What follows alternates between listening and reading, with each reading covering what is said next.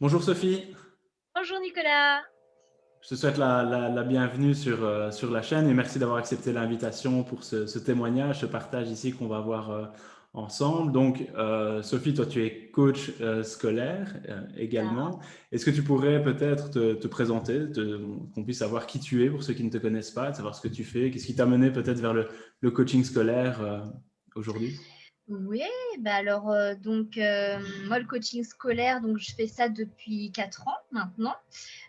Donc j'aide principalement donc les adolescents sur toutes les problématiques liées à la scolarité, donc ce qui est par exemple quand ils ont un souci de motivation ou des problèmes d'apprentissage, où ils ont des mauvaises notes, ils ne savent pas pourquoi, parce que leur méthode de travail n'est plus assez efficace pour avoir des bonnes notes, ou tout autre problème lié à la scolarité.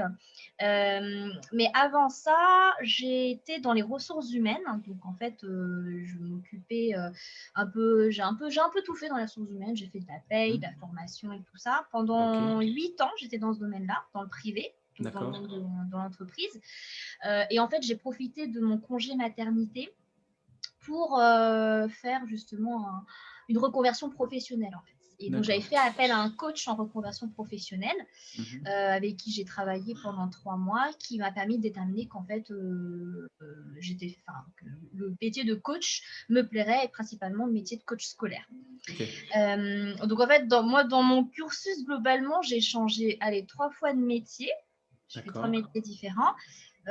Donc là, j'ai 2 enfants et puis en même temps, je travaille dans un collège en tant qu'assistante de direction, donc qui me permet d'avoir un Super. pas dans l'éducation nationale aussi. En région autour de la périphérie de Paris, c'est ça, en région parisienne, tu Oui, te tout à situes? fait, tout Ok, à fait. Pas très loin de chez moi. super. Est-ce qu'il y a eu un déclic? Qu'est-ce qui a fait qu'un jour tu t'es dit, bah tiens, là, j'ai envie de m'orienter vers autre chose, de me reconvertir au niveau professionnel et de pouvoir aider. Est-ce qu'il y a une histoire, toi, personnelle? Est-ce qu'il y a quelque chose qui a fait que tu étais finalement, on va dire, prédisposé à déjà aller, parce que finalement, les ressources humaines, c'est quand même aussi du contact, des Mm. liens avec les gens. Est-ce que du coup, il y a ce fil rouge-là qui t'a dit, bah voilà, je travaillais peut-être dans une boîte avec des adultes, mais moi, mon truc serait plutôt avec les enfants, avec comme fil rouge, fil conducteur, l'humain qui est au centre. Oui, complètement, c'est ça en fait. Donc, dans mon expérience dans les ressources humaines, en fait, je m'occupais principalement des alternants. Donc, D'accord. j'étais en charge de recruter les alternants. Donc, je participais au salon des alternants, salon de l'étudiant et tout ça. Et en Mhm. fait, j'étais très en contact avec les étudiants. Et en fait, je me suis vite rendu compte qu'il y avait un problème qu'ils rencontraient tous, c'est un problème d'orientation. À chaque fois que je leur demandais D'accord. pourquoi est-ce que vous voulez faire ça, la majorité, hein, vraiment 90% des jeunes me disaient bah, je sais pas, c'est parce que je sais pas quoi faire plus tard, donc je veux faire ça et puis je verrai ce que ça va donner en fait. Mhm. Donc je me suis dit bon bah, c'est dommage. Pour moi il y avait un vrai souci là-dessus quand ils voyaient aussi les conseils d'orientation, c'était un peu compliqué parce que comme ils ont énormément de demandes mais pas beaucoup de temps, Mhm. ils n'avaient pas assez de temps pour travailler sur la personnalité du jeune. Et du coup c'est D'accord. là que je me suis dit en fait moi ce que je voudrais faire c'est de pouvoir aider ces jeunes à trouver un peu quelle est leur vraie orientation en fonction de leur personnalité et en Sur fonction qui ils sont, comment ils fonctionnent. Ok. exactement. Et donc, c'est là que j'ai commencé à me pencher là-dessus. Donc, moi, je voulais Mhm. pas faire conseillère d'orientation parce que, voilà, conseiller d'orientation, c'est encore un métier particulier. Ça demandait de refaire des études de psychologie, etc. Donc, je voulais pas retomber dans les études comme ça. Donc, je me suis Mhm. renseignée. Et donc, avec mon coach en reconversion professionnelle, qui s'appelle Jordan, donc avec le travail qu'on a effectué, on en est venu, voilà, à dire que moi, ce que je voulais, c'était être au contact des jeunes mais d'une certaine manière. C'était que moi, je voulais les accompagner à s'épanouir dans leur scolarité, mais aussi dans leur vie professionnelle. Enfin, dans leur entrée sur le marché du travail, en fait. Ok. Et donc, il m'a fait faire une enquête terrain qui a été amenée à. Donc, j'ai été amenée à contacter des coachs. D'accord. Donc, à ce moment-là, je ne connaissais pas le métier de coach scolaire. Pour découvrir un petit peu comment ça Voilà, fonctionne, comment ce ça se côté passe, tout ça. d'accompagnement, voilà, ce côté D'accord. accompagnement, parce que pour moi, coach, je voyais que des coachs pour les cadres en entreprise. Je ne D'accord. connaissais pas, je Ou ne dans savais le pas qu'il y avait sport, des par coachs pour exemple. On adultes. entend ça souvent, Voilà, voilà, une coach dans coach le sport ou dans sportif. le... Ok. C'est ça. Et moi, je voulais en fait donc rallier, faire du coaching personnel, mais pour les enfants. et plus D'accord. précisément pour au niveau scolaire. Et en fait, en discutant avec un des coachs, il m'a dit: «Ah, mais attends, ce que tu es en train de me dire, si, ça existe, ça s'appelle coach scolaire». Et en fait, je me suis penchée dessus et c'est là que j'ai lu exactement quelle était la formation et c'était D'accord. exactement ce que je voulais. Et donc, c'est pour ça que je me suis lancée dans cette formation. Mais de base, c'était mes premiers contacts avec des étudiants. Et puis moi-même, quand je repense à ma scolarité, je me dis, voilà, on a tous forcément rencontré un jour ou l'autre un souci au niveau de sa scolarité, parce que ça prend quand même 90% de son temps. Et c'est vrai que quand on est jeune, on ne sait pas trop vers qui se tourner, à qui parler. On ne veut pas trop en parler à nos parents parce qu'on a peur de les décevoir. On ne veut pas en parler à une psychologue parce que ce n'est pas forcément un problème psychologique. On ne veut pas en parler à un médecin parce que ce n'est pas du C'est domaine pas une médical. maladie, Voilà, c'est ça. exactement. Mhm. Et en fait, des fois, il faut juste avoir un petit coup de pouce qui puisse, une personne spécialisée là-dedans, qui puisse t'aider à avancer, mais basé plus sur la personne que sur une matière en elle-même, en fait, tu Toi, tu vois. voulais être cette personne ressource-là, justement, pour donner le coup de pouce aux Exactement. jeunes et de pouvoir Voilà, leur donner peut-être ce que l'école ne leur apportait pas, ou peut-être pas assez en profondeur. Tu disais que voilà, les centres, les PMS, enfin les CPMS, etc., tout ce qui était orientation n'allait peut-être pas enfin, en termes de démarche et d'accompagnement du jeune. Peut-être ça se limitait simplement peut-être à un test, etc. Mais toi, l'idée, c'était finalement de prendre un moment donné de la vie du jeune, le prendre un petit peu, enfin, pas par la main, oui, mais, en ouais, tout mais cas, c'est ça. l'accompagner vers quelque chose d'autre. C'est ça, c'est de Voilà, passer c'est ça. d'une étape A à l'étape B. Ben, toi, tu es le chemin et il va suivre l'étape Exactement. avec toi pour pouvoir l'amener Voilà. autre part dans son. De vraiment prendre le temps, voilà, de A à Z, Mhm. de l'accompagner, lui, dans sa démarche. Parce que vraiment, moi, le métier de conseiller d'orientation, je trouve ça vraiment, vraiment très, très bien, sauf que c'est assez compliqué. Ils ont Mhm. pas beaucoup de temps. Ben Et oui. donc, moi, je voulais pas faire ça. Je savais que dès le départ, ça me plairait pas parce que je pourrais pas prendre du temps avec un jeune en particulier.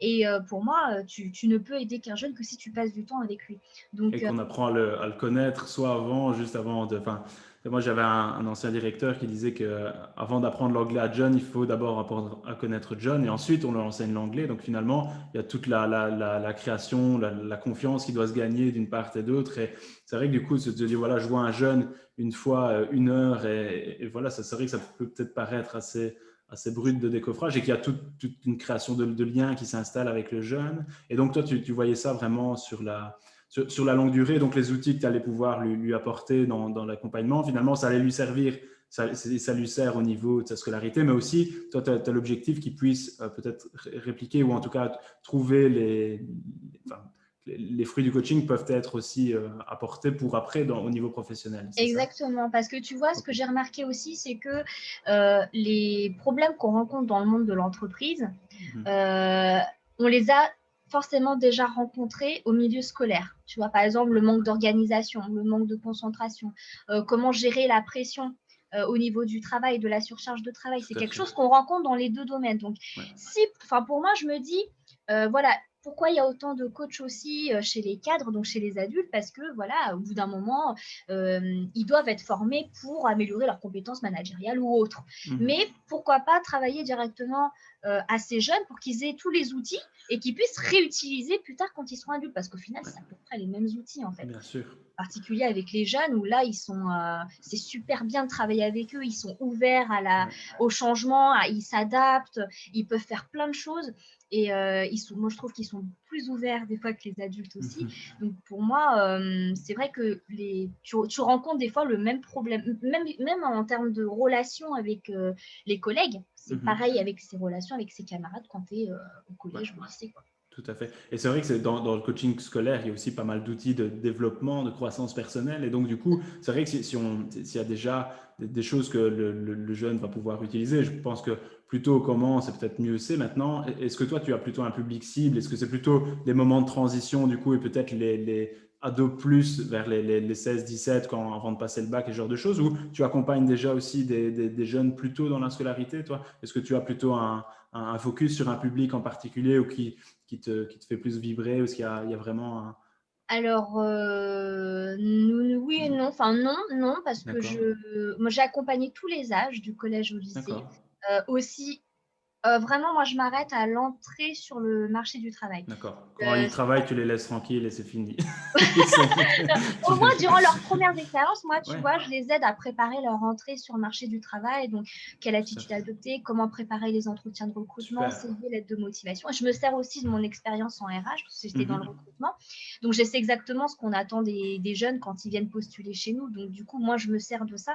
Donc, par contre, je m'arrête à ce moment-là. Et au plus tôt, j'ai déjà coaché des jeunes qui avaient 8 ans. Voilà. Le D'accord. plus jeune que j'ai fait jusqu'à maintenant, c'est 8 ans. Et Mhm. c'était un problème, enfin un problème.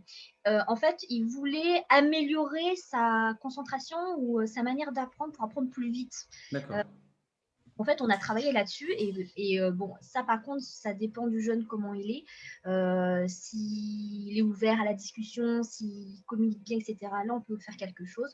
Mhm. Mais voilà, là, je pense que le plus jeune que j'ai fait, c'était 8 ans. D'accord. C'est vrai que voilà, au niveau méthode de travail pure et dure, c'est plus pour les ados. Maintenant, tout ce qui est intelligence multiple, tout ce qui est gestion mentale et tout ce qui est finalement gestion peut-être aussi du stress, les consignes, comme tu disais, au niveau attention, concentration, etc. On peut déjà commencer avec des petits loulous de moins de 12 ans. Et ça, c'est déjà, enfin, moi, c'est vrai quand j'ai des demandes aussi pour les plus jeunes, c'est généralement pour des problématiques un peu plus spécifiques, genre Oui, les consignes ou voilà, l'organisation aussi, comment tenir en hors de ses cours, comment ne pas oublier, comment finalement trouver des modèles d'organisation et des process un petit peu pour justement essayer de simplifier un petit peu la vie scolaire et surtout trouver peut-être aussi du plaisir dans les apprentissages parce que je ne sais pas ce que tu en penses, mais moi je trouve aussi que je rencontre pas mal de jeunes qui quelquefois ne trouvent pas de plaisir dans ce qu'ils font et donc pouvoir apporter un outil différencié ou quelque chose qui sort peut-être un petit peu de l'ordinaire permet quelquefois complètement. de pouvoir partir sur une trame peut-être un peu plus plaisante dans le travail. Ouais, Euh, Est-ce que ouais, toi, ouais. tu rencontres aussi ça, des jeunes qui sont enfin, démotivés ou qui ne trouvent pas ou plus de plaisir dans ce qu'ils font? Ah oui. Ah oui, oui, ça m'est déjà arrivé, hein, des parents qui viennent avec leurs enfants et qui me disent, oui, bon, bah voilà, mon jeune, il est plus du tout motivé, il veut Ouais. plus du tout aller à l'école, il aime plus ça, il s'ennuie, on voudrait retravailler ça. Et en Mhm. fait, du coup, c'est vrai que dans la démarche du coaching, bon, en tout cas, moi, jusqu'à maintenant, de ce que j'ai appris, c'est que c'est vrai que le jeune, quand il est démotivé, c'est qu'il y a forcément une raison. C'est que soit il y a un rapport avec l'école qu'il n'aime pas, soit c'est avec ses camarades, ou soit c'est avec carrément l'enseignant, Mhm. ou soit Une difficulté familiale peut-être aussi à la qui est difficulté. voilà qui fait que l'école n'est plus la priorité pour lui à un moment Voilà, donné parce qu'il y a d'autres soucis qui se sont venus s'ajouter. exactement. Et du coup, alors sans reposer la faute sur quiconque, hein, le but, c'est Mhm. pas de dire Bien sûr. à qui la faute, c'est Mhm. plutôt de déceler d'où vient le problème et que ça vient pas forcément de lui, mais de lui faire comprendre qu'il a toutes les possibilités de pouvoir s'en sortir s'il en a envie. Et par contre, on Ouais. n'est pas obligé de le forcer à aimer la matière, Mhm. mais on peut l'aider justement à moins subir la matière auquel il a du mal à apprendre, quoi. Et, et là, tu vois, il y a tout un travail, moi, je trouve, qui est hyper intéressant sur justement lui redonner confiance en lui, lui donner envie qu'il peut grandir, qu'il peut y arriver, comment il peut aimer la matière. Et franchement, ça, moi, je m'éclate à faire ça parce qu'à chaque fois, je suis obligée d'adapter mes coachings, mes outils par rapport à sa personnalité, par Ouais. rapport à lui et tout. Mhm. Mais du coup, le problème de motivation, en fait, ne devient plus un problème de motivation, mais plus un problème de confiance en soi, tu vois. C'est ça. Tout est vraiment lié. Tout est lié. Et une fois qu'on travaille ça, franchement, moi j'ai vu des changements sur mes clients. J'adore quoi.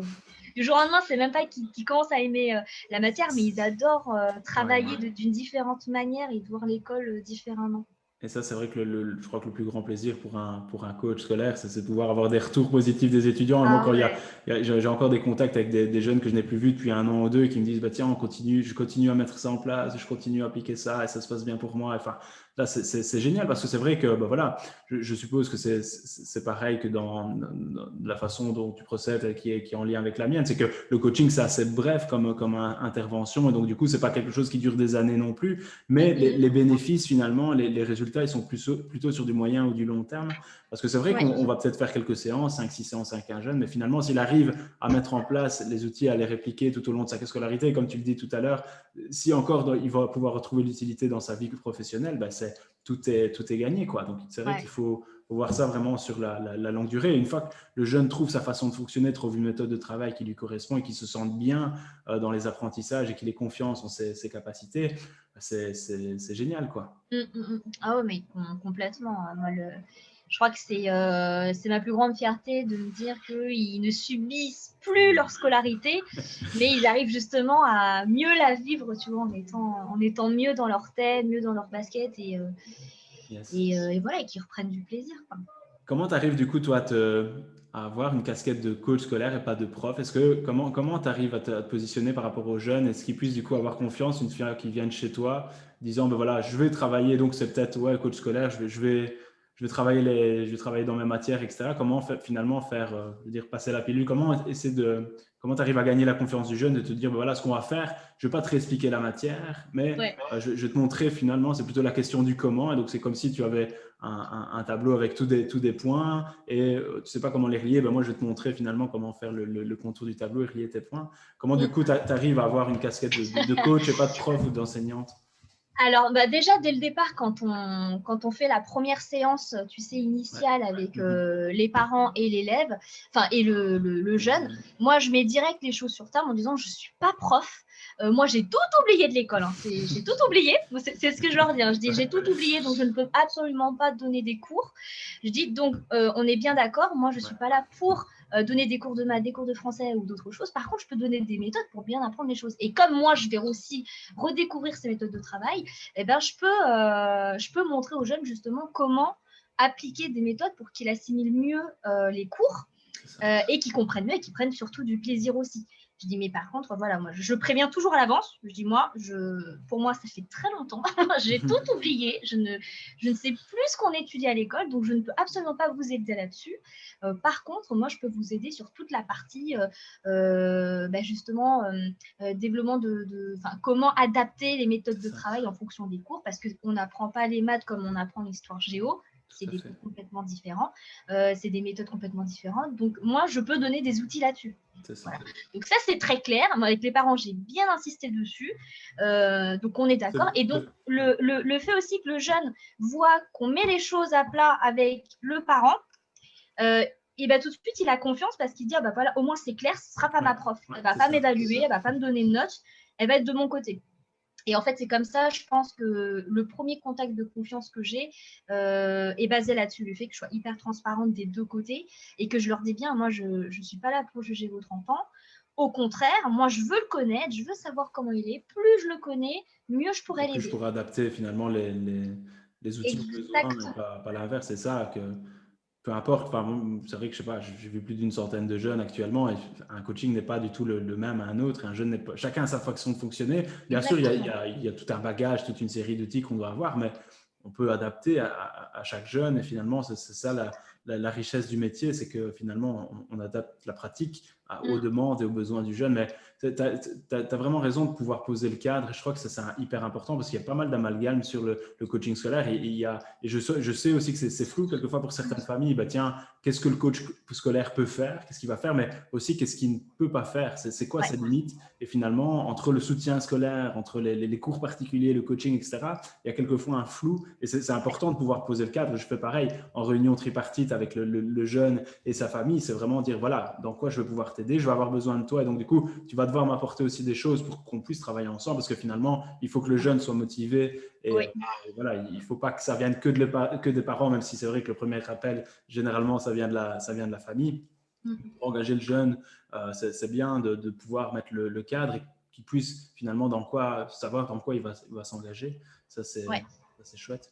Comment ça se passe le coaching en France, le coaching scolaire? C'est quelque chose qui s'est développé, enfin, c'est quelque chose qui est assez en émergence comme en Belgique et c'est vraiment quelque chose qui prend de l'ampleur, tu vois, dans les années?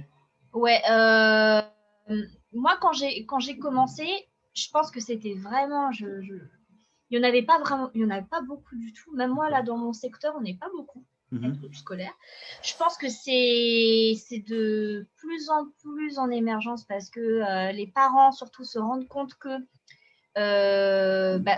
après avoir fait appel à tous les médecins qui existent, à tous les psychologues et tout, que le coach, en fait, est peut-être justement cette personne complémentaire qui peut apporter un plus au niveau de la personnalité, parce que notre job à nous en tant que coach, c'est d'aider le jeune à avancer. Hein, c'est pas sur travailler sur ses problématiques, c'est plus travailler sur Ouais. un objectif à Ce que je dis, atteindre. on ne s'attarde pas, enfin, à la différence d'un psy, le psy va plutôt s'intéresser au passé, le coach s'intéresse plus au présent et à l'avenir. Finalement, c'est plutôt Exactement, dans ce qu'on va mettre en place pour lui, pour son futur et pour son c'est avenir, ça. plutôt que essayer de décrypter ce qui, même s'il y a des éléments intéressants, il y a des observations à tenir compte, mais on est plus dans la question du après que du Ouais, avant. ouais, c'est ça. Ouais. Et tu vois, c'est comme les coachings dans les entreprises. Avant, Mhm. c'était pas connu. Tu vois, Non, c'était plus des c'est vrai que ça fait formations. quelques années que ça se développe, mais avant, on n'entendait pas parler de ça du tout. Exactement, c'était plus des formations en fait, des formations management qui Yes. existaient. Donc, et maintenant, il y a de plus en plus d'entreprises qui font appel à des cabinets de coach pour coacher un manager sur différentes problématiques. Et je pense qu'au niveau du coaching scolaire, ça va être pareil. Je pense qu'au début, ça va être plus peut-être des formations sur certains points et qu'ensuite, le métier de coach scolaire, vraiment, je pense qu'il va être reconnu, peut-être pas tout de suite dans l'immédiat, mais en tout cas, c'est en train de se faire connaître. Ouais. Dans 10 ans, je me vois, franchement, j'espère qu'il pourrait exister des coachs scolaires qui pourraient intervenir directement dans les Dans les établissements écoles. scolaires, même juste pour faire des ateliers, tu vois, par exemple Ouais. en classe, parce que tu vois, là, par exemple, je vois qu'il existe des cours de méditation dans certaines classes, dans certaines écoles. Mhm. Méditation, c'est génial. Ouais, Par c'est top. contre, voilà, c'est un truc de groupe et tout. Mais je pense qu'à terme, ouais, moi je vois bien le coaching scolaire en complément, voilà, par petit atelier d'1 heure sur, par exemple, la motivation, même l'orientation, quelles sont les questions à se poser, ou même, par exemple, comment gérer ses relations avec les autres pour éviter le harcèlement scolaire. Tout à Par fait. exemple, ou même, voilà, quand tu as une mauvaise note, comment réagir, ou même vis-à-vis des profs, tu vois, par exemple, de leur donner un peu une casquette de coach aussi, de plus seulement prof, mais de Ça. coach. Ouais, je pense que le coaching scolaire, pour moi, là, il est en émergence et je pense que Ouais. d'ici quelques années, il fera vraiment, enfin, d'ici quelques années, dans plusieurs années, il pourra bien faire sa place. Pour moi, il a sa place dans l'éducation nationale. Tout à Ça ne fait. vient pas remplacer des méthodes, mais en complément de certaines Ça, méthodes. ça vient en association finalement avec ce que l'école ne peut pas proposer, pas parce que les profs veulent pas, mais nous ce qu'on constate, c'est généralement les profs sont motivés, ont envie de mettre des choses en place, mais par contre, il y a les contraintes du programme, il y a les contraintes des cours, Exactement. il y a les contraintes des horaires, il y a, Ouais. finalement, on a peut-être envie de mettre des choses en place au sein de l'école, il y a plein de profs aussi qui sont formés à la méthode de travail, mais malheureusement, voilà, il y a le programme, il y a la pression de l'éducation nationale ou de le système d'enseignement, etc. Donc, du coup, c'est ce qui fait que c'est un petit peu, pas dire sclérosé, mais il y a quelquefois des verrous qui sont mis. Et donc, du coup, venir comme ça au sein des écoles, c'est vrai, dans les classes, comme tu le disais, de faire des ateliers ou alors prendre des jeunes vraiment pour faire des séances de coaching et de les ponctionner, de les prendre à un moment précis, peut-être pour travailler tout ce qui est méthode de travail, etc. Peut-être un bon allié à l'école. Moi, je le vois vraiment comme ça. Alors, nous, il y a en Belgique, on commence à engager des coachs dans les écoles, donc c'est encore récent, c'est encore frais, mais je pense qu'il y a un réel besoin. Nous, en Belgique, on a une réforme de l'enseignement, si tu veux, avec un pacte pour un enseignement de meilleure qualité, mais on appelle ça d'excellence. Et donc, un des axes, c'est le bien-être du jeune. Et je pense qu'il y a vraiment un truc qui s'est passé et on voit vraiment qu'on ne doit plus seulement s'intéresser à l'élève et pas simplement qu'à ses notes, et que finalement, pour qu'il soit bien avec ses apprentissages et pour qu'il soit épanoui dans sa scolarité, et donc du coup, qu'il ait des notes satisfaisantes, etc., il faut qu'il soit bien avec lui-même. Et donc, Oui. il faut qu'il puisse gérer son stress, ses relations avec les autres. Et du coup, c'est plutôt quelque chose qui vient englober un peu la Ouais. scolarité. C'est des outils que pour moi, chaque jeune doit disposer. Et l'école, c'est ce que je dis souvent aux jeunes, voilà, si je te demandais de faire une recette de hachis parmentier, que je te donne les ingrédients, mais que je te donne pas la recette, tu réussiras à faire un plat, mais ce sera peut-être pas aussi bon, ou ça sera peut-être pas Ouais. aussi précis qu'avec une recette. Et donc, du coup, c'est quelque chose qui, voilà, et c'est ce que j'explique aussi aux profs. Le coach scolaire n'est pas là pour remplacer le prof. Et tu l'as dit très bien, et moi non plus, j'ai tout oublié de ce que j'ai appris à l'école. Et c'est pas cette question-là, finalement. C'est pas la question on renforce les compétences et on développe des apprentissages avec les matières, mais c'est vraiment, finalement, comment faire quand je suis face à mes 15 définitions que je sais pas étudier. Comment faire, je passe 3 heures par jour à étudier quand je suis devant mon banc, à l'interro, tout part de ma tête, j'arrive à rien retrouver. Donc, c'est plutôt ces questions-là, finalement, c'est comment je traite, comment j'intègre, comment voilà, et je trouve finalement la façon de travailler. Exactement. Et tu sais, je pense que ça fait du bien aussi aux jeunes de pouvoir s'adresser à quelqu'un vraiment dont il est sûr que cette personne ne jugera pas. Parce que bon, le problème, c'est que voilà, ils ont une image du prof voilà, Ouais. qui l'évalue, Ouais, qui c'est ça, l'évalue. qui met des Euh, points et qui met un classement implicitement ou exactement. explicitement entre les élèves. Voilà. Ouais. Déjà, la relation, elle est un peu difficile. Euh, un psychologue, bah pareil, généralement les jeunes, ils n'aiment pas trop admettre qu'ils ont un problème psychologique, ils n'ont pas trop envie, enfin, c'est plutôt mal, C'est mal perçu, c'est mal c'est vu. Ouais. mal perçu. Voilà, pourtant c'est dommage parce que le travail est excellent, mais c'est mal perçu. Et pareil, d'aller voir une infirmière, bah, l'infirmière scolaire par exemple, pour parler de ses problèmes, ils sont pas, ils savent que, enfin, le travail n'est pas le même. Alors qu'avec un coach, ils savent que s'ils en parlent, le coach sera là pour donner des outils, pour dire, ok, c'est pas grave, c'est normal que tu ressentes ça. Voilà moi ce que je peux te proposer comme outil. Voilà ce qui existe. Tu peux l'appliquer si tu en as envie, mais en tout cas, t'inquiète pas, tu peux, enfin, ne reste pas bloqué sur ça. Il y a des solutions qui existent, tu vois. Et je pense que ça fait vraiment du bien aux jeunes. Enfin, moi, je vois des fois le déclic avec certains jeunes où ils me parlent de problèmes qu'ils n'avaient jamais parlé à d'autres personnes parce qu'ils avaient l'impression de se plaindre, tu vois, d'en parler avec d'autres personnes. C'est Et ça. avec moi, j'ai réussi à lui faire parler et on a essayé de trouver des solutions ensemble tous les deux. Il est devenu acteur de trouver une solution. Ouais. Et c'était super intéressant parce que du coup, il n'avait pas du tout peur du jugement que je pouvais avoir parce que moi, j'étais pas là pour le juger, je m'en fous. D'ailleurs, c'est ce que je dis à chaque fois aussi aux jeunes. Je me dis, je m'en fous de ce que tu as fait avant. Si tu as Ouais, c'est été ça. de l'école, si tu as eu des mauvaises notes, je m'en fiche de ça. Mhm. Tout ce qui m'intéresse, c'est aujourd'hui, qu'est-ce que tu veux et Qu'est-ce que tu qu'est-ce veux que tu veux. changer? Qu'est-ce que tu veux améliorer? Ouais, Pour moi, il n'y a que ça qui m'intéresse. Et on c'est travaille que ça. sur ça. Et puis, c'est pas grave si tu as été viré ou si tu as eu des mauvaises notes, ça fait pas de toi une mauvaise personne. Je dis, pour moi, voilà, tu es encore super jeune, tu peux devenir qui tu veux demain. Mhm. La question, c'est de savoir qui tu veux devenir. Et tu vois, et ça, je vois vraiment la différence. Et c'est ce qui manque un peu dans, dans les établissements scolaires aujourd'hui. Alors, comme tu l'as dit tout à l'heure, moi, ça me revient, c'est que c'est vrai qu'il commence à aussi avoir de plus en plus d'écoles, mais pour les étudiants, donc post-bac, qui font appel à des coachs. D'accord, ok. Bah, mais c'est du secteur privé, tu vois. D'accord, ok. Il y a des écoles vraiment pour les étudiants qui ont passé le bac, peut-être pour les années prépa, ce genre de choses alors Ouais, c'est mhm. ça. Oui, parce que du coup, moi, le coach dont je t'ai parlé, des fois, il intervient dans des établissements aussi, mais je pense que c'est plutôt rare, mais en tout cas, D'accord, il a réussi. Donc, je pense que ça commence à se faire. d'accord, Et je ok. pense que plus il va y en avoir et plus dans le public, ils vont commencer à ouvrir un peu les barrières pour les coachs.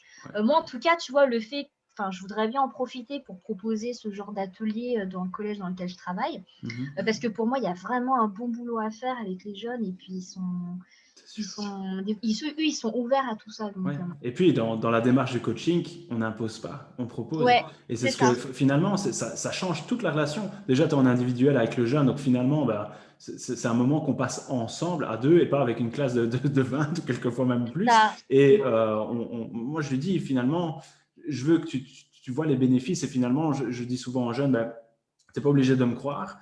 On va tester quelque chose. Je pense que cet outil-là pourrait te servir. Et on le met en place. Et finalement, je dis, ben voilà, tu vas essayer de continuer à le mettre. Et si tu vois vraiment tu vois les résultats, que tu vois les bénéfices, ben, d'office, tu vas continuer à le travailler, tu vas continuer à le mettre en place parce que tu auras vu le bénéfice. Mais je ne te l'impose pas. Je ne vais pas te dire que tu dois faire ça 5 fois semaine, absolument comme ça. Non, moi, j'ai envie que ça vienne aussi de toi. Et finalement, c'est ça que il faut croiser les demandes et c'est ça, moi, malheureusement, j'ai un peu peur parce que je trouve aussi que généralement, il y a pas mal de demandes qui viennent des familles. Moi, ma crainte, c'est que pour les personnes qui se lancent dans le coaching, de considérer simplement que la demande de papa ou de maman et sans finalement croiser la demande qui vient du jeune. Parce que ouais, si on ne se met pas d'accord sur ce qu'on va travailler en coaching, les parents vont avoir des attentes, le jeune va peut-être avoir d'autres attentes ou va se dire, ben non, moi, on me l'impose. Voilà, on m'a dit d'aller voir un coach scolaire, donc je suis ici, bonjour, qu'est-ce qu'on va voilà, faire? Il faut finalement que le jeune puisse être le moteur et l'acteur principal de la pièce qui joue, quoi. Donc, même lui avant les parents limite. Ouais, ouais, c'est lui, finalement, le travail. Et moi, je n'accepte même avant une réunion avec la famille et le jeune, moi, je demande absolument un contact avec le jeune. ouais, moi c'est Je pareil. dis, au moins au téléphone, sur WhatsApp, peu importe, mais je veux engager le contact avec lui. Et Ouais, finalement, la famille, ok, elle doit nous faire confiance aussi, mais la personne principale à nous faire confiance, c'est le jeune. Et Oui, c'est avec pour lui lui. finalement qu'on met le travail en place. Après, bien sûr, si la famille, et ce qui est cool, c'est que moi j'ai déjà eu des mamans ou des papas finalement qui ont utilisé aussi des outils du coaching pour eux dans leur vie professionnelle. Et ça, c'est génial finalement quand le jeune peut réexpliquer ce qu'on a vu et comment voilà, ça se transmet finalement. Ça, c'est génial. Ouais, c'est clair. Ouais, non, Euh, c'est vrai Tu as que rencontré des difficultés, donc tu t'es lancé finalement, on s'est lancé la même année, donc du coup en 2017, il y a 4 ans. Est-ce que toi, quand tu t'es lancé, tu as rencontré personnellement des difficultés dans le lancement de ton activité ou pour pouvoir, enfin, comment est-ce que tu as été confronté à certains obstacles ou certaines difficultés en tant que jeune coach toute novice? ouais, ouais, bah justement, comme tu l'as dit, bah, je pense que le fait que je fasse jeune, ça a été compliqué au début. Mhm. Euh, Ça a été compliqué parce que, en plus, voilà, comme c'est un métier que personne ne connaît, j'ai dû beaucoup faire du démarchage, tu vois, commercial, à présenter mon activité pour dire ce que je fais, etc. Donc, C'est ça. j'étais vraiment présente partout, très active. Donc, les gens ont tous fini par comprendre l'intérêt de mon métier et c'est comme ça que ça a commencé. Mais je sais que ça a été compliqué parce que ils ont dit, bah, eux, ils voient coach en entreprise, tu sais, et C'est pour eux, ça. bah, les coachs en entreprise, c'est des personnes qui ont beaucoup d'expérience, beaucoup de vécu. Et donc, quand ils me voient moi, ils disent, mais c'est qui cette petite jeune? C'est une étudiante ou quoi? Non, non, je ne Ouais. suis plus étudiante. Mais donc, ouais, donc ça a été compliqué de faire mes preuves, en fait. Mais au D'accord. final, ça a joué à mon avantage parce que le fait que, bah, déjà que je fasse jeune vis-à-vis du jeune, ça passait super bien. Il avait très facilement confiance en moi. Et comme j'avais de l'expérience suffisamment en entreprise aussi, Ouais. ça a gagné aussi la confiance par rapport aux parents parce qu'ils ont vu que voilà, j'avais de C'est ça, tu l'expérience. débarquais pas de n'importe où et tu lançais pas, voilà, il y avait la... Voilà, je sortais pas du bac en Non, fait, non, j'avais c'est quand ça. même un terrain, donc je savais de quoi je Mais ça peut parlais. être un avantage, comme tu dis, pour que le jeune puisse s'identifier à toi ou puisse se dire, bah voilà, bah elle est passée par là aussi et finalement, elle a vécu un petit peu le chemin aussi parce qu'elle a été étudiante et que voilà, même, et du coup, si soi-même on a rencontré des, enfin, finalement, pour s'identifier à une personne, ça pourrait être à ton avantage, mais peut-être moins, comme tu le disais, au niveau des familles ou Ouais. des. Ouais, j'ai eu des parents des fois hein, qui, quand ils m'ont vu, Ouais. parce que premier contact téléphone, et Mhm. quand ils m'ont vu, j'ai vu dans leur regard, ils se sont dit, mais elle fait jeune celle-là. Ouais, Et au final, après, quand je parlais avec eux, je leur expliquais ma démarche, donc c'est ils ont ça. vu Ils ont faire vu que tu étais dynamique. qualifié, professionnel pour pouvoir te faire confiance. Mais Voilà. c'est vrai que comme tu dis, on peut pas, et moi j'ai fait l'erreur lorsque je me suis lancé, j'ai cru finalement que en faisant quelques cartes de visite et en créant une petite page Facebook sur laquelle il y avait personne, j'allais avoir des appels. Mais finalement, non, comme tu l'as dit, je crois que pour une personne qui se lance, et surtout au départ, il faut être proactif, il faut aller à la rencontre des gens, il faut programmer des rendez-vous avec d'autres professionnels pour faire parler de son activité. Et c'est vrai que ça fait peut-être un peu marketing, mais finalement, si on ne fait pas parler d'une activité, on a toutes les chances de ne pas se faire connaître, Ah oui. quoi. Ouais, Donc, ouais, il ouais. faut mettre ça en avant en disant, pas en disant, voilà, enfin, j'ai une baguette magique et je vais sauver la Terre, mais disant, ben voilà, j'ai un service à proposer. Et moi, j'ai été rencontré dans ma commune, un peu à la mairie, j'ai rencontré la maire de chez nous, et donc, du coup, je lui avais dit que, voilà, je développais un service sur la commune, etc. Je finis par apparaître dans un bulletin communal. Mais il faut avoir cette démarche de dire, OK, je mets un petit peu, comme en psychologie, le pied dans la porte. La porte, elle est ouverte, mais je dois encore aller plus loin et je dois aller à la rencontre des gens et je dois un petit peu provoquer la chance. Enfin, en tout cas, voilà, toi, tu as mis tous les moyens à ta disposition pour justement avoir des premiers clients, des gens qui te contactent. Donc ça, Mm. c'est extra, quoi. Ouais, ouais, et tu vois, je devais aussi des fois parler devant des centaines de personnes dans certains groupes. Donc, Ouais. donc c'était assez intimidant, tu vois, de On présenter. sort de sa zone de confort tout d'un coup. Exactement, ça a été dur, ça a été dur. Et en fait, mais à force d'en faire, j'ai construit un discours, voilà, où en 2 minutes, j'ai pu présenter mon activité. Ouais. Mais avant, c'était compliqué de devoir résumer le métier que je fais tout en faisant bien comprendre que ce n'était pas du soutien scolaire que je faisais, mais du coaching scolaire, tu vois. Comment te différencier tout en. Oui, c'est ça. C'était super compliqué. Mhm.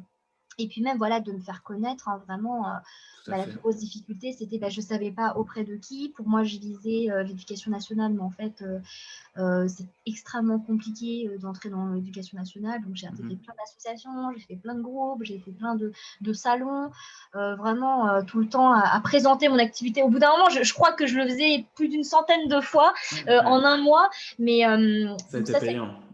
Ouais, mais au final, aujourd'hui, je regrette pas parce que c'est comme ça que j'ai mes premiers clients. Et puis Sûr. après, là, aujourd'hui, c'est pratiquement que du bouche à oreille. Tu vois, j'ai pas du tout fait de vidéos YouTube parce que pareil, je me suis lancée sur YouTube, mais j'ai du Mhm. mal à me lancer. Mais le bouche à oreille a fait que là, je continue d'avoir des clients C'est et ça. sans avoir besoin forcément de faire de Oui, c'est continuer. ça, de continuer. Finalement, c'est beaucoup d'efforts dans les premiers moments et c'est beaucoup de, comme tu dis, de démarchage, de rencontres. Moi, je m'étais fait aussi une liste où j'allais rencontrer, j'avais des rendez-vous, quelques rendez-vous bookés par semaine pour aller aussi présenter l'activité, etc. Mais finalement, voilà, il faut plus être. Enfin, finalement, et quand on lance une activité, bah, on n'est pas connu au départ, il faut se faire connaître.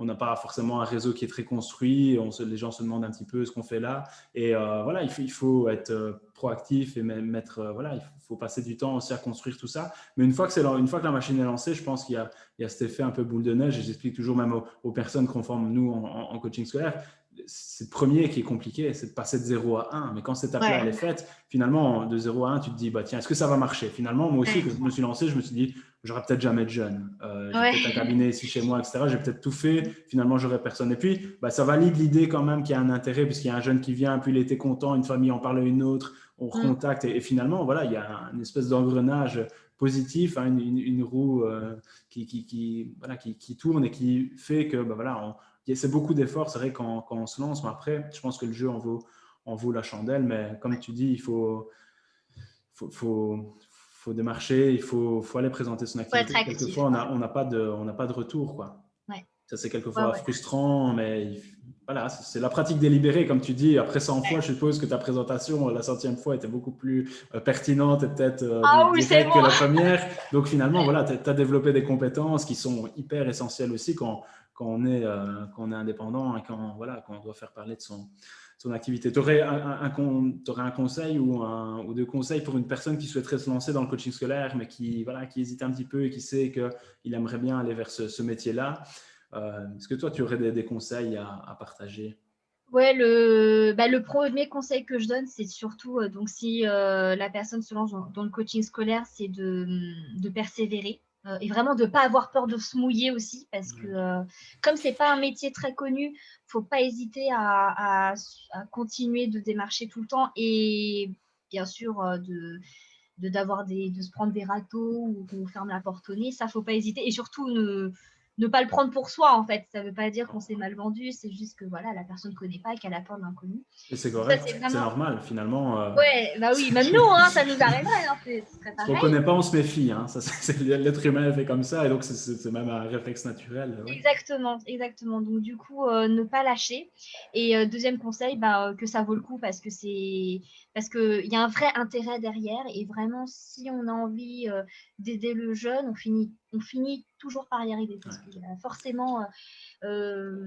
a forcément un On va moment où chercher pour lui. on va chercher. Ouais, C'est ça, mais c'est clairement ça. En fait, moi, les premières séances avant que tout soit construit, etc., mais je passais des soirées à chercher ce que j'allais pouvoir montrer. Et finalement, au départ, c'est ça, on part de rien, on part de zéro, et donc du coup, tout est à construire. Et malgré le fait, je ne sais pas toi en termes de formation, mais moi, finalement, les formations, c'était qu'une partie de la formation générale, parce que c'est exactement. l'expérience et la pratique qui participent aussi à la formation. Et c'est pour ça que malheureusement, moi, je trouve que dans les formations coaching scolaire, il manque de la pratique, parce que c'est ce qui fait qu'on va arriver à pouvoir accompagner, etc., les jeunes. C'est pas tellement, oui, c'est les outils, c'est les postures de coach, c'est le cadre, c'est tout ce qu'on veut, mais c'est surtout après être en face du jeune, lui dire, OK, ben voilà, maintenant je vais t'aider, voilà ce qu'on va faire. Ouais, Et ça, il n'y a que la pratique qui peut valider ou invalider exactement. ça. Ouais. Mais de toute façon, même déjà, le changement est imminent dès le moment où le jeune sent qu'il peut nous faire confiance vis-à-vis Tout d'un à fait. adulte. Moi, j'ai déjà vu tu sais, le déclic qu'un jeune a fait quand il a su qu'il pouvait me faire confiance. Et ben en fait, son rapport avec les adultes, il a complètement changé. Ouais, Et rien que ça, déjà, sans tout même change. avoir besoin de faire quelque chose ou de travailler quelque chose, rien que ça, déjà, ça lui redonne confiance en lui un peu et par rapport aux adultes.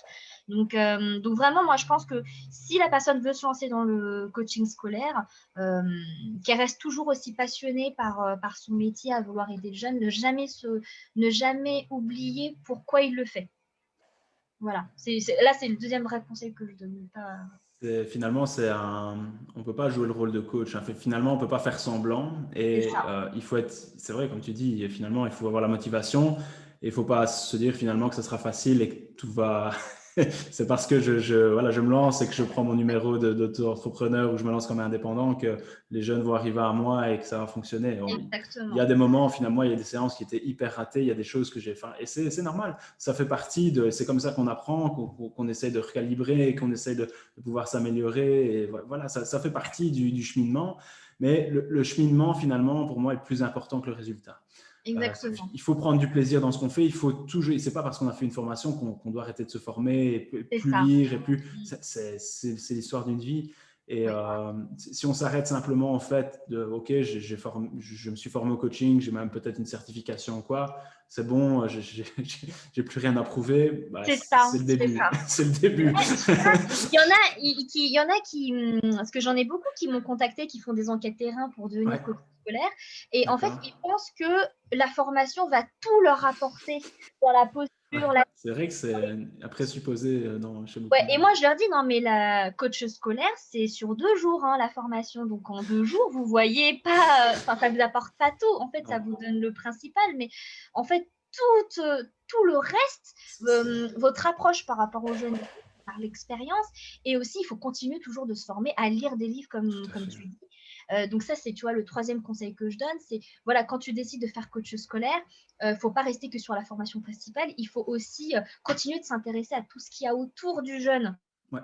Donc voilà, le troisième conseil que je dis, c'est de ne pas rester sur ses acquis, de toujours même être à jour dans l'environnement, enfin, être au courant de ce qui se passe dans l'environnement des jeunes aujourd'hui. Donc, même les réseaux sociaux, se renseigner un petit peu sur quoi, quelle est la tendance. Parce que des Tout à fois, pour fait. bien comprendre pourquoi ils manquent de confiance en eux, des fois, c'est juste parce qu'ils sont sur un réseau social qui ne marche pas, par exemple. Des fois, c'est comme ça. Mais de se renseigner et de vraiment rester axé sur le jeune, quoi. Ouais, et partir aussi de ces centres d'intérêt finalement pour essayer, enfin un jeune qui serait plus en lien avec le sport ou quoi, ben, on peut partir d'un centre d'intérêt pour justement rebondir sur la scolarité et d'essayer peut-être de trouver un point Exactement. de rencontre entre les deux. Le C'est jeune a ça. besoin de bouger, il ne sait pas rester 2 heures assis sur son banc. Ok, on va trouver autre chose hein, pour pouvoir étudier et on peut partir du fait qu'il a besoin de bouger, qu'il aime le sport, etc. pour essayer de trouver d'autres façons de travailler. Il y a une objection, c'est vrai, qui revient souvent. Enfin, c'est vrai que dans la plupart des gens qu'on forme, nous, ben, au coaching scolaire, la plupart sont instit ou profs, enseignants, mais tu es la preuve quand même incarnée qu'il ne faut pas être prof de base pour pouvoir être coach scolaire. Tu étais dans les ressources humaines avant. Enfin, voilà, il ne faut pas avoir un diplôme pédagogique de base pour vouloir se lancer dans le coaching. Par contre, je crois qu'il faut avoir une sensibilité aux questions d'éducation. Il faut avoir des choses qui nous touchent et qui nous parlent. Ouais. Après, voilà, en tant qu'enseignant, je pense que ça peut vraiment apporter un plus. Ça apporte une bonne casquette parce que du coup, même sa méthode d'enseignement peut être adaptée en fonction du jeune. Et il peut même, tu vois, s'adapter aussi si par exemple, il tombe sur un élève qui commence à s'énerver ou qui commence à vouloir rentrer dans le conflit. Le coaching scolaire est vraiment adapté pour justement désamorcer tout de suite le conflit sans pour autant que le jeune perde confiance en lui, tu vois. Ouais, tout à Moi, fait. c'est une très très bonne casquette, mais effectivement, moi, je suis très loin de l'enseignement, donc je ne pourrais jamais donner des cours, c'est pas possible. Non, mais donc, enfin, voilà, il faut pas, c'est pas une condition sine qua non d'être Non, prof, enseignante pour se lancer dans le coaching. Par contre, voilà, il faut quand même être sensible, comme tu le disais, à l'éducation, à l'enseignement, au bien-être du ouais, jeune. Et donc, ça, c'est vraiment, voilà, si on n'est pas dans la bienveillance, si on n'est pas voilà, il faut être dans le non-jugement, il faut être dans vraiment cette posture où finalement on met tout en place pour pouvoir aider la personne. Et finalement, exactement. c'est un peu un don de soi. Enfin, on donne beaucoup finalement de sa personne et c'est ça que les séances de coaching scolaire, on ne peut pas non plus en enchaîner 10 sur une journée parce que c'est Ouais, très énergivore et très épuisant. Et ouais, finalement, il y a tout aussi la partie off en dehors des séances. Et donc, comment on tient, enfin finalement, moi, ce que je fais, c'est que je garde le contact avec le jeune, même en dehors des séances, pour voir un petit peu sa dynamique, ce qu'il met en œuvre. Est-ce que, voilà, il y a des choses qu'il va apporter pour la séance suivante, etc. Enfin, finalement, c'est quelque chose, et c'est ce que je dis, ma porte reste ouverte en dehors des séances. Et donc, le coach, il doit être là aussi, pas simplement pour l'heure 30 qu'on va faire de travail chaque semaine pendant quelques mois, mais vraiment aussi, je trouve, en dehors et savoir que le jeune a une personne ressource sur qui il peut le compter ou sur qui peut-être il peut se livrer à un moment donné, comme tu te disais au début d'entretien, sur un problème peut-être plus douloureux, plus précis. On ne sera peut-être pas la meilleure personne, la plus qualifiée pour pouvoir traiter, c'est vrai, des problèmes psychologiques, mais on aura peut-être une grille de lecture et on pourra peut-être réorienter après vers quelqu'un d'autre. Et là, je crois qu'on a un Exactement. rôle à jouer aussi quelquefois de première ligne. Ouais, oui, moi j'ai un réseau, enfin j'ai un carnet d'adresses de psychologues, psychothérapeutes, etc., d'orthophonistes et tout, sur lesquels, voilà, quand je vois ça que c'est plus dans mon domaine de compétences, je n'hésite surtout pas à redonner les bons contacts. Mais c'est vrai qu'il faut bien aussi rester à sa place de coach, quoi. On n'est pas prof, on n'est pas ami, on n'est pas mentor, on n'est pas. Non, ça pas, voilà, il y a. On est coach. On est coach, ouais, Voilà. tout à fait. C'est ça. C'est quoi toi, ton plus gros challenge pour lesquels quels seraient t'as des idées de projet, il y a des choses que tu aimerais développer en lien avec le coaching scolaire dans les années futures? Comment tu vois un petit peu Est-ce Ah que tu ouais, as un challenge oui, un déjà, objectif SMART pour les années à venir? Non, je rigole. il y Mais, a plein de trucs qui me viennent à ouais. l'esprit. J'aimerais faire plein de choses. Déjà, comme je t'ai dit, pourquoi pas monter des ateliers directement dans les C'est ça, établissements au sein des établissements scolaires. au sein des établissements. Je voudrais bien aussi, tu vois, moi aussi, pouvoir former des personnes au coaching scolaire, notamment, enfin, plutôt sensibiliser sur les méthodes de travail, comment aider son jeune à être motivé, que ce soit pour les parents ou pour les enseignants, comment désamorcer un conflit rapidement pour tout ce qui est, par exemple, lié aux mauvaises notes, comment réagir en tant que parent et tout ça. Donc, pourquoi pas des petites formations comme ça ou des ateliers pour les parents. Faire donc faire des formations et c'est plutôt ça pour l'instant, en tout cas à court terme. Plutôt vers l'axe transmission toujours de connaissances, mais plutôt pour aussi les parents, hein, les enseignants, etc. Pour pouvoir transmettre finalement tes connaissances et peut-être amener aussi vers la partie adulte. C'est ça. Ok, super. C'est ça. Et puis, pourquoi pas, tu vois, proposer à terme des choses aux jeunes. Pour moi, par exemple, du coup, vu que je gère la salle de sport, pourquoi pas lier quelque chose, une sorte de stage, tu vois, sur une période donnée. Associé sport plus slash Voilà. travail. Développement personnel. En fait, plus ça. Donc, C'est ça. on travaillerait du coup, tu vois, on balayerait tout sur le travail personnel, sur la gestion du stress, sur comment s'organiser, comment bien se connaître, lutter contre le harcèlement scolaire aussi. Je voudrais bien travailler plus ce sujet-là aussi parce que. La thématique, ouais, Ouais, là, c'est un fléau qui touche en plus avec c'est continuel et c'est amplifié avec les réseaux sociaux aussi. Donc, du coup, c'est vrai que c'est un truc c'est un fléau assez terrible que rencontrent les jeunes en ce moment, quoi. Tu vois, moi je le vois en direct dans mon collège quand je vois les jeunes, ils peuvent tomber très facilement de l'autre côté sans s'en rendre compte, tu vois. Ils peuvent devenir harceleurs sans s'en rendre compte. Donc moi des fois quand je vois ça, je les arrête tout de suite, je dis on ne dit pas ce genre de choses, s'il te plaît, merci. Donc tout de suite arrêtez, mais je sais qu'ils s'en rendent pas compte. Déjà, ils sont jeunes. Après, bon, il y en a d'autres, si, ils s'en rendent compte qu'ils font du mal. Mais je voudrais bien aussi sensibiliser un peu et proposer des choses au sein des classes. Donc ça, je suis en train de travailler dessus justement pour lutter un peu contre le harcèlement scolaire. Donc, quelque chose de préventif. Génial. Ouais, et donc ça, je suis en train de le travailler et je pense que je vais le proposer en amont dans mon collège pour voir un peu ce que ça va donner. Mais je voudrais bien un peu tourner un peu plus dans ce sens-là parce que pour moi, il y a tout un travail derrière de confiance en soi, comment répondre, comment ne pas perdre pied et comment même prendre des critiques sans pour autant perdre confiance en soi. Et puis comment réagir en fait quand quelqu'un. Quelle est finalement qu'est-ce qu'on peut faire finalement sur qui on peut voilà et comment réagir. Et connaître nos Agir et limites. réagir aussi par rapport à la situation. Voilà. Tu vois, apprendre aux jeunes à fixer des limites. Parce que quand tu es jeune, tu sais pas quelles sont les limites. Même des fois, quand tu es adulte, des fois, on t'attaque. Et puis, tu t'en rends pas compte sur le coup qu'on a été trop loin. Donc, quand tu es jeune, tu le sais encore moins. Donc, tu vois, tout à fait. Travailler ce genre de choses. En fait, voilà, c'est vraiment ça. Je crois que c'est mon plus gros projet à long terme. Donc, je suis en train c'est de génial. Plus intra-école, mais toujours bien sûr accompagner les jeunes en dehors aussi, et plus développer des ateliers thématiques, c'est top. Peut-être pour conclure, est-ce que tu as toi des livres, des pépites à partager en termes de lecture pour quelqu'un qui s'intéresserait au coaching scolaire ou qui a envie de développer ses compétences là-dedans?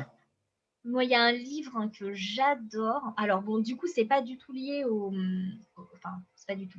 C'est lié au coaching scolaire, mais ça permet d'avoir une approche, en fait, par rapport à la scolarité, justement, qui te permet de te détacher un peu de tout ça, de comprendre que chaque jeune est unique et tout. En fait, il valait vraiment ça. Pour moi, c'est devenu ma Bible. Encore, à chaque fois que je le lis, j'ai encore plus envie d'aider les jeunes de leur manière personnalisée. Donc, c'est un livre qui est comme ça s'appelle Tout le monde n'a pas eu la chance d'avoir raté. De rater ses études, d'Olivier Roland. Roland. Exactement. Okay. Moi, celui-là, je l'adore. Ouais, j'ai appris beaucoup. Il est là dans la bibliothèque. C'est quand même un gros. Genre, je vais le montrer. Ah oui, il est grand, hein, c'est une Bible, hein, mais c'est devenu ma Bible, ce truc. J'adore ce livre. Il est quand même costaud, hein, mais il est très très bon.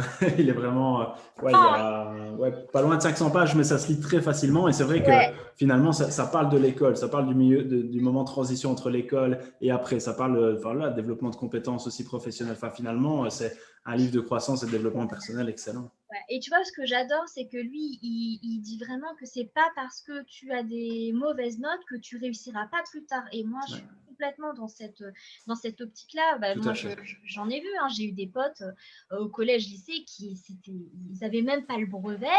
Ils l'ont pas eu. Ils ont pas eu le bac. Mais aujourd'hui, ils gagnent plus qu'une personne qui a eu un bac plus 5. Mm-hmm. Tu vois. Tout à fait. Et pour moi, j'ai envie de casser cette croyance par rapport aux jeunes, de leur dire, écoute, c'est pas parce que là, tu as des sales notes, même si j'encourage pas à avoir des mauvaises notes, hein, bien sûr. Ça ne définit pas tout. Non, c'est vrai que les notes ne définissent pas qui est la personne et qu'est-ce qu'elle va faire plus tard, quoi. Exactement. Et ça, je l'avais dit dans une vidéo que j'ai faite, je te la montrerai, où justement je m'adresse en fait à des jeunes qui sont en décrochage scolaire et qui ont mené un projet entrepreneurial. Et alors, ils m'ont sorti des trucs. Donc, j'étais jury. Et en fait, à un moment, donc, on pouvait parler aux jeunes directement. Donc, moi, j'ai fait un petit discours là-dessus et je leur ai fait comprendre que voilà, c'est pas parce que là, vous avez été décrocheur que vous serez, que vous réussirez pas plus tard. Au contraire, justement, il faut en profiter de ce moment-là pour vous remettre en question, vous dire ce que vous allez faire et justement de mener vous-même votre propre entreprise. Tu vois. Donc, je te la montrerai en lien. Ah oui, je serais intéressé de voir ça. En tout cas, c'est vrai que c'est excellent. Moi, de ce livre-là, j'ai trouvé l'outil Dual and Back pour tout ce qui est concentration. Et je le montre quelquefois à certains jeunes, malgré le fait que ce ne soit pas facile. Ça peut être intéressant aussi pour travailler tout ce qui est concentration. Mais c'est vraiment, vraiment excellent. Et comme tu dis, il ne faut pas s'arrêter aux notes.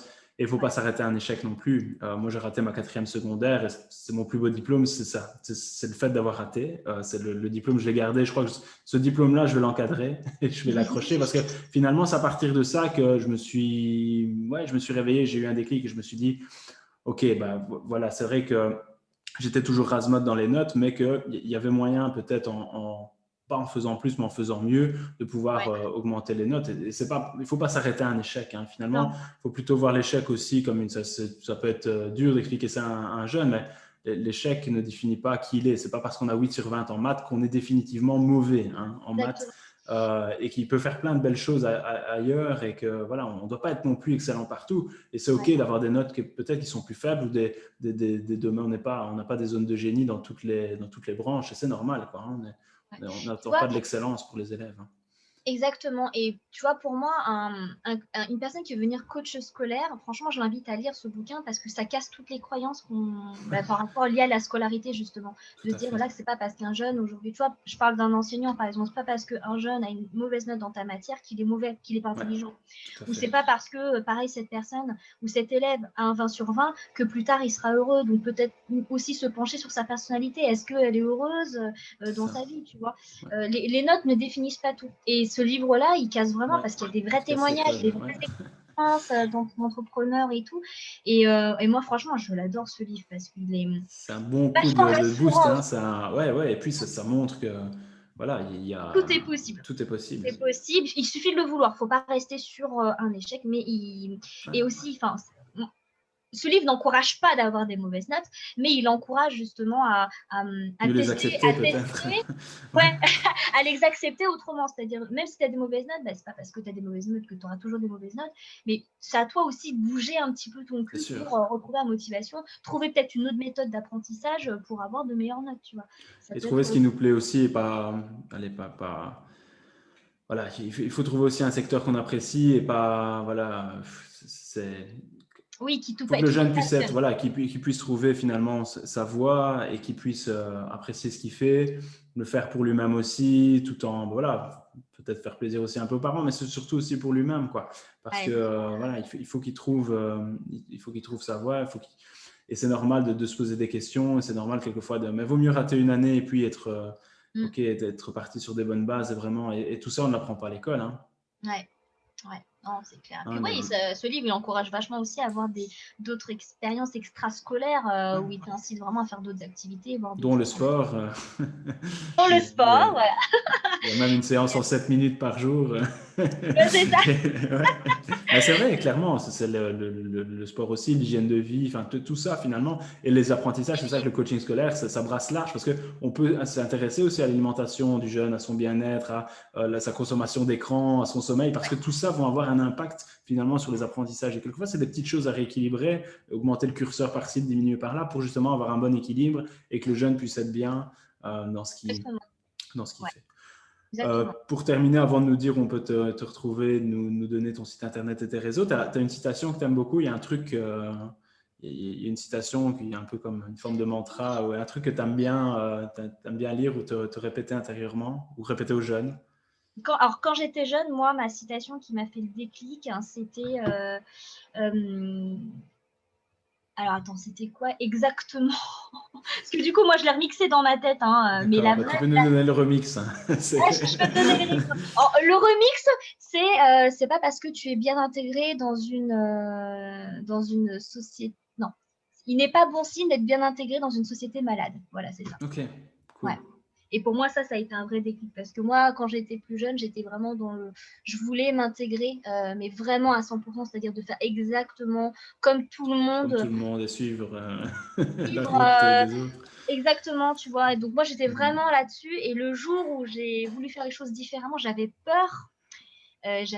Parce que je voulais pas être différente, quoi. Et en fait, quand je suis tombée sur cette citation, je me dis, c'est vrai qu'en fait, au final, non, c'est pas parce que je fais les choses différemment que c'est bon signe, au final. Justement, c'est ça. On peut être on peut avoir un chemin différent, une trajectoire différente, et voilà, faire les choses aussi, pas non plus tout le temps pour les autres, ou parce que c'est comme ça, et que du coup, tout le monde doit aller à l'école jusqu'à tel âge, ou avoir des bonnes notes partout, c'est ça, etc. Finalement, c'est ça que les histoires des notes, moi, j'aime pas trop, parce que voilà, finalement, ça crée quand même une sorte de challenge, et ça crée quand même un esprit de compétition, hein, dans les classes, et même si c'est pas dit tout le temps, et si on sait quand même que voilà, il y a un ordre, et donc ça veut dire que ça suppose qu'il y ait des bons et des moins bons, voire des très mauvais, mais c'est que des notes, quoi. C'est pas parce qu'on est très mauvais dans une matière un jour que voilà, ça fera de nous quelqu'un de moins bien,